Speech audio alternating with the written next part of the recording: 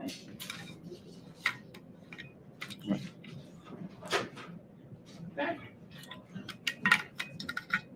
Josie, you want to go ahead and start? Oh,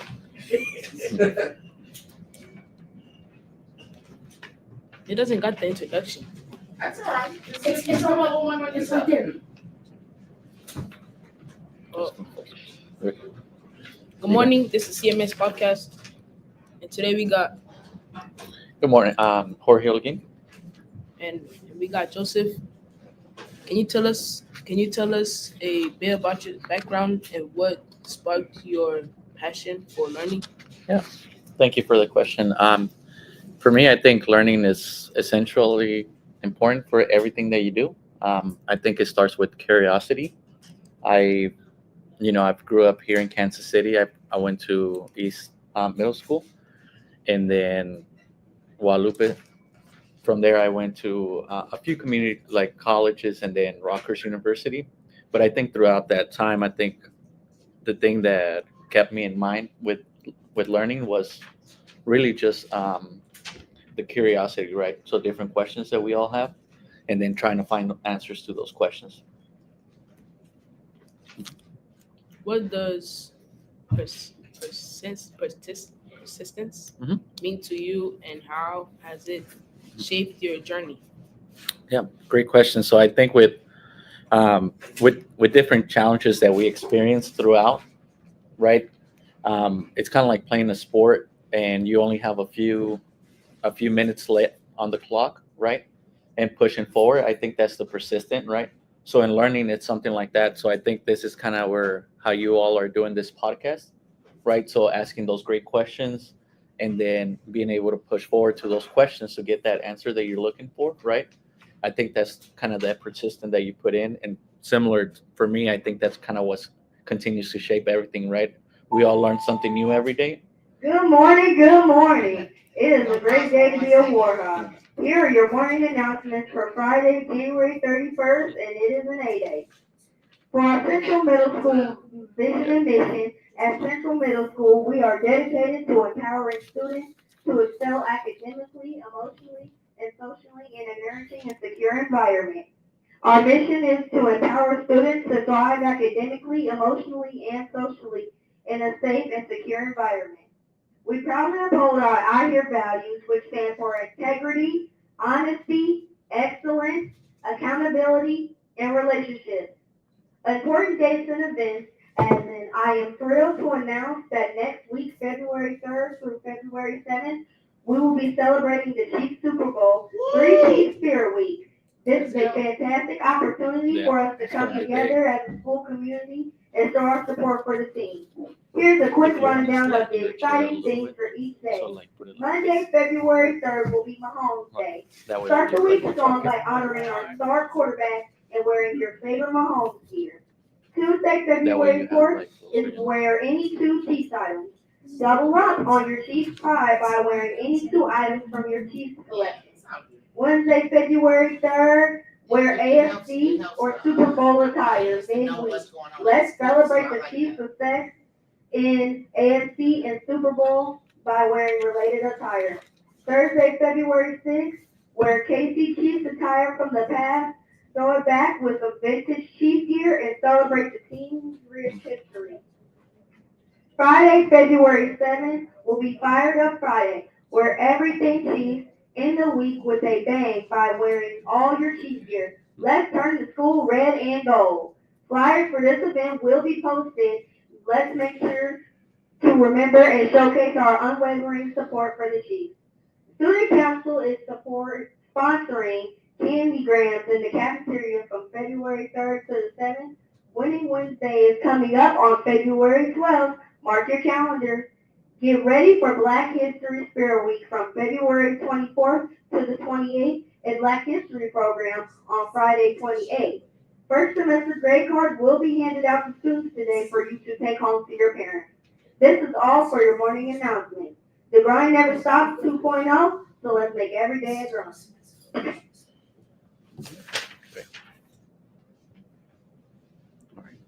Begin. All set? Yep. Okay. Were there any experience or major Mentors. mentors that significantly in influence your love of learning? Great question. I think for me it was a teacher back in middle school as well. Her name is Miss Woods. And one of the things I think that she taught me, it was similar to the previous questions about being persistent. So in in middle school, especially during my eighth grade year, I felt like I was kind of falling behind on some of the assignments. But I think that's where she pushed me to look at like beyond eighth grade, right, and kind of start shaping what I wanted to do, right. And so what we did, we created a plan together where instead of going to some of the fun activities, I kind of replaced that with staying with her, kind of getting some of that tutoring and getting my work caught up, which I think helped me a lot to in high school to really prepare, create different plans, and then just be able to continue forward with with learning and trying new things out and not missing out on opportunities. How did you overcome challenges or setbacks in your early career or education? Yeah, great question again. So I think, like I mentioned, we're always going to have challenges, right? So for me, for example, I was one of the first ones in my family to go to college. So going into a larger institution, and then being able to experience that, plus experience it with other people that didn't really look like me, was hard to really adjust to that directly. But I think I always kind of remember right why I entered that institution, and then also looking at why I wanted to be there, right? And I knew I belonged there too, as well. So that kind of pushed me to move forward and and finish what I started. Can you share can you share a story where persistence played a crucial role in your in achieving a goal? Yes. I so for me, I think I would say finishing up again. So similar to finishing up a bachelor's degree, so kind of your 4 years degree there directly. I did it at Rockhurst University and studying nonprofit management. So at first, I wanted to be a teacher, and then what I learned through this, and similar to your topic here of like never stop learning, what I learned is that there's different ways to be a teacher and still continue to help, right? Because at the end of the day, it's kind of like it's going back to asking those questions and then being able to help people with, you know, to get answers to those questions. So with that for me, I think it was an experience to really look through things, have those conversations, and then continue to work towards that goal. And at the end, I was able to complete my degree and then be debt free, which is, I think, is important. But always looking at those opportunities, right? So, and you'll learn more about this directly of like what's out there directly, and then how can you get ways to either like learn from others or get money to, to find those opportunities so you can really learn more about those topics. What was what was one of the most challenging learning experience you had, and how did you navigate it? Yeah, great question. So I'll kind of go back a little bit, a few more years, even younger than you. So I moved to the States with my two sisters when I was just 8 years old. So I'm originally from Mexico, and then when I came to the States, learning a new language was difficult, right? So I think that's where, at first it's like one, you're learning a new community, new friends. So imagine all that like starting from zero, right? From a different place. So put yourself like if I were to put you in a different country, let's say if I were to put you like in Germany, right? The language is completely different. Mhm. So that's kind of for me that was the experience here directly. But I think what helped is slowly start again. It's like just a curiosity to learn, because our world, that regardless of where you are at, you have similar patterns. So whether you're seeing trees, you're seeing building, people, right? And then from there slowly start picking up vocabulary, kind of like what you're doing with specific words that you're learning here directly. So that helps kind of build up your knowledge, right? And then you can continue to learn things in different languages, which I think is very impressive. And then at this point, I feel like, now I can contribute in two different ways, and I can even think in two different ways. So like if you were two people or more. How did you stay motivated to keep learning and growing in your field? Yeah, great question. So I think motivation, again, I think it, like, I keep using this word around curiosity, because it's kind of like what sparks our interest, right? Like if we like it, we're more likely to like learn more about it, right? So for me, I think it's curiosity, and then also recognizing that things are always changing, right? So like, say for example, like, I don't know if you play video games, or if you like, different computers or smartphones, right? They're always changing. So always seeing what's new and directly and learning about it, I think that's pretty cool. So I think that's what motivates me, just to learn.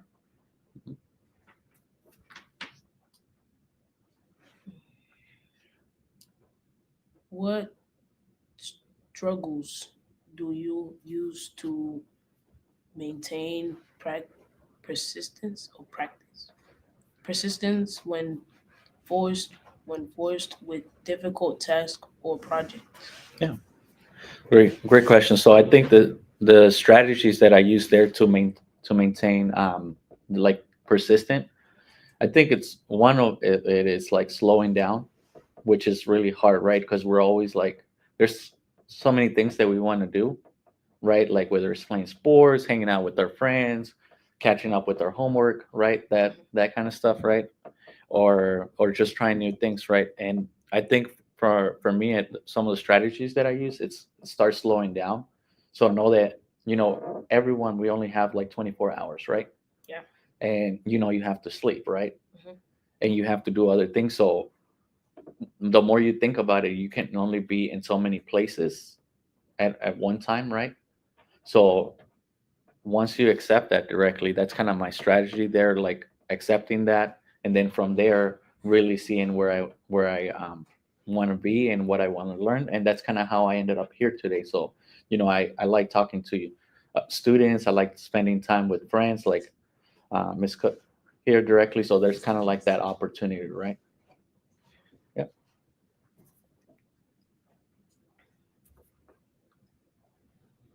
How can individuals cultivate Mhm. a love of learning in their personal and professional lives? Yeah. I got a question.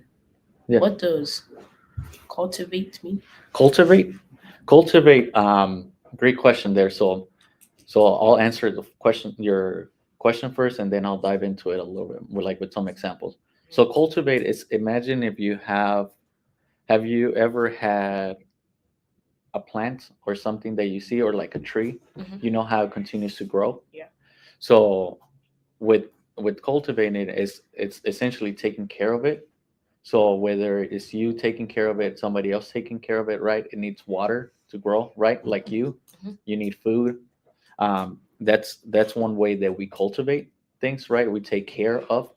And I think with this here directly, I think again, it's finding, like, the best advice that I give is always, as in order to cultivate the love of learning, I think you have to focus on really what you care about, and that will, it, immediately put you in a position to really learn more about that, foster it, and then keeping you learning along the way. And then you never know, you might create something new out of it, right?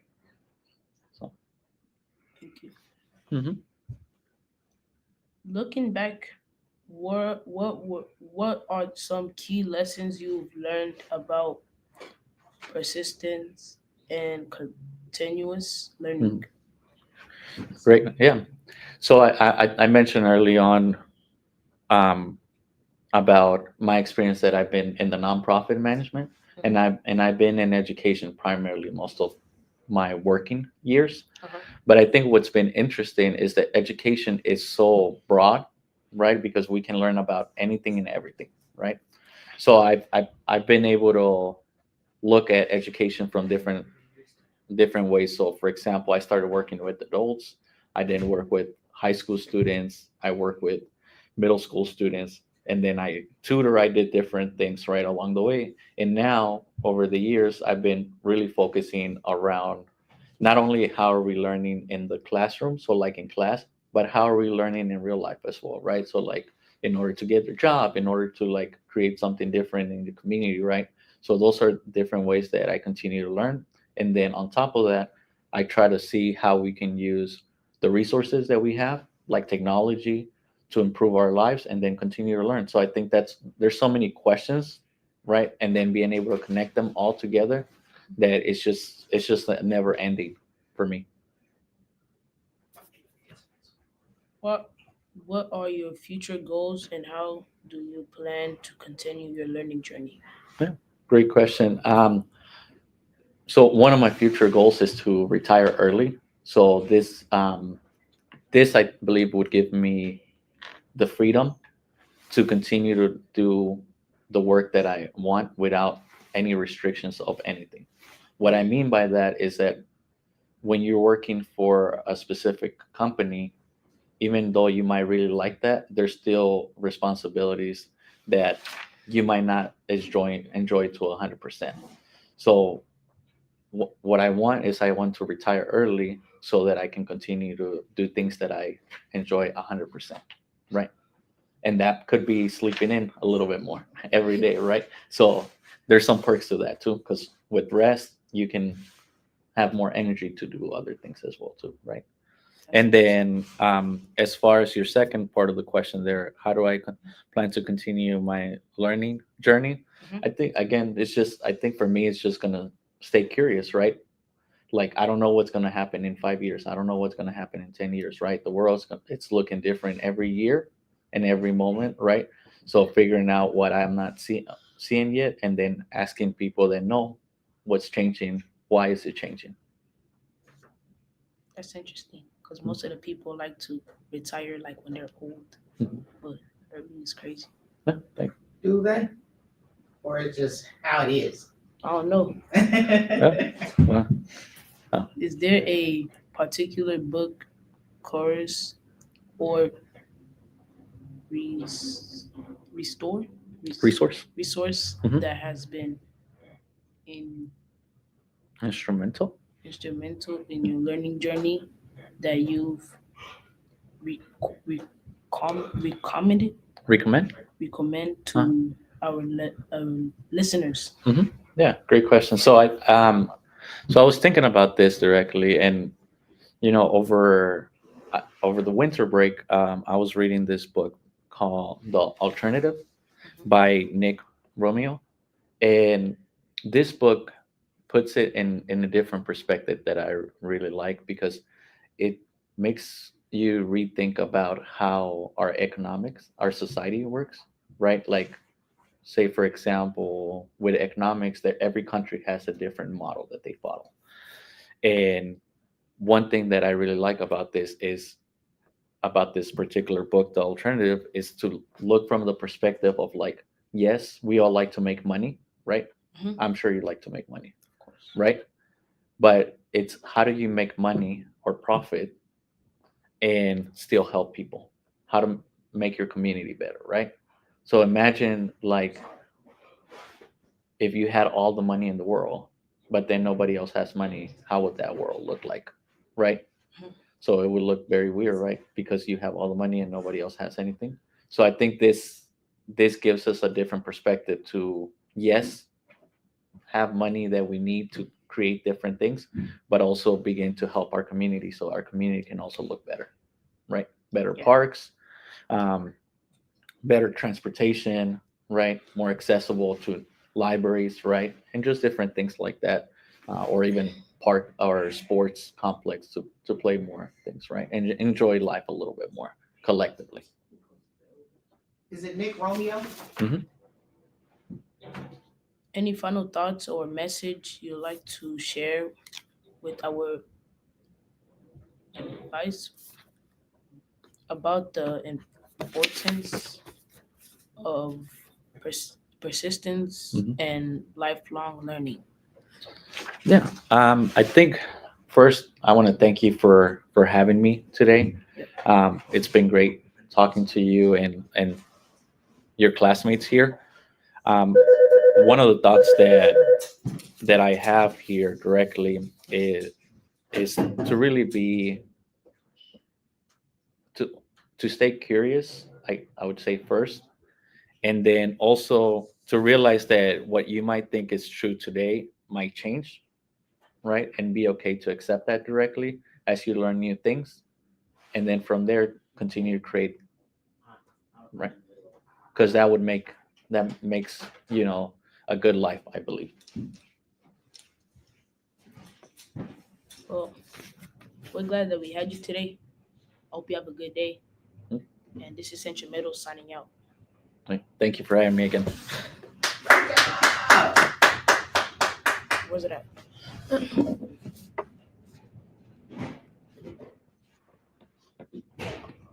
Perfect.